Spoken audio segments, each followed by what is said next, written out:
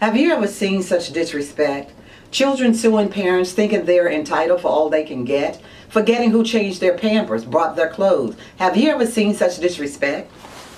Jan Brewer pointed her finger in the face of President Obama.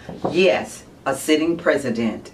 Had they been the same race, would we be discussing this disrespectful event? Congressman Joe Wilson called the president a liar and was scolded by the House of Representatives. Shouldn't he have been locked up? Or does disrespecting the president offer new incentives? The Speaker of the House may not want to acknowledge the admired presence of the president and his calmness at best. And what better way to get even than to block the president's proposals? Have you ever seen such disrespect? What does it mean, one nation under God? Aren't we supposed to give and display our best? Or are we a separate nation within a nation, as other countries look on and think, what a mess? No one ever said you have to like your president, but in public, show some respect. Although the world has seen his uphill battle with opposition daily, he hasn't given up yet.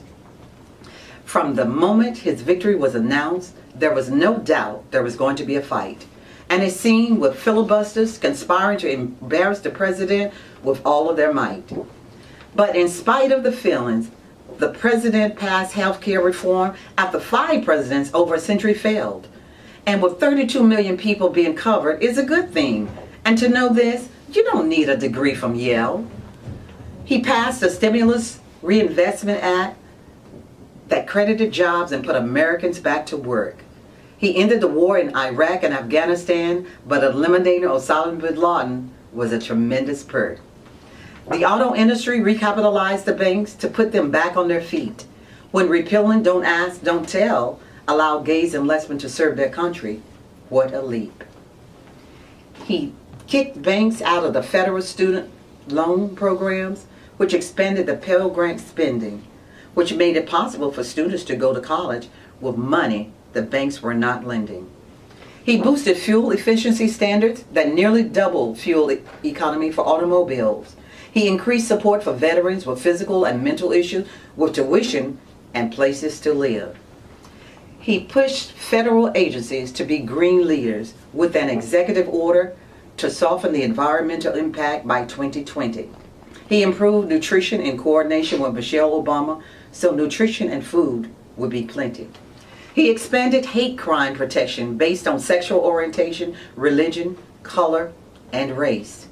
Stem cells research was expanded, payment made to wrong minority farmers with no further delay.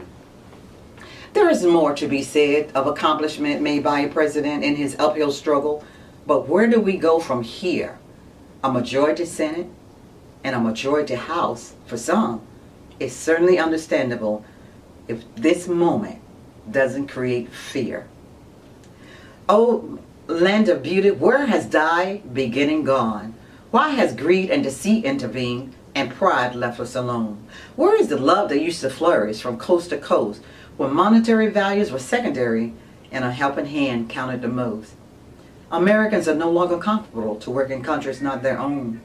And the freedom and the peace that used to be there is now surely gone.